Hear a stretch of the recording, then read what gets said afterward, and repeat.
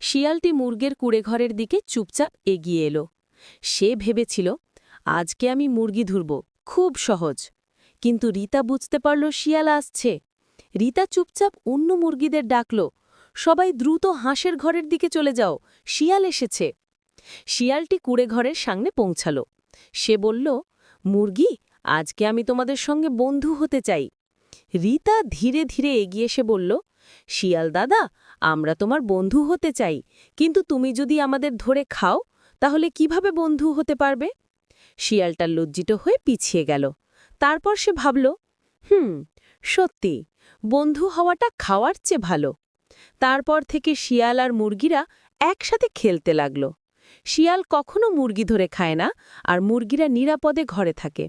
শিক্ষা: চতুর্য এবং সতর্কতা রক্ষা করতে সাহায্য করে, আর সত্যিকারের বন্ধু কখনোই একে অপরকে আঘাত দেয় না।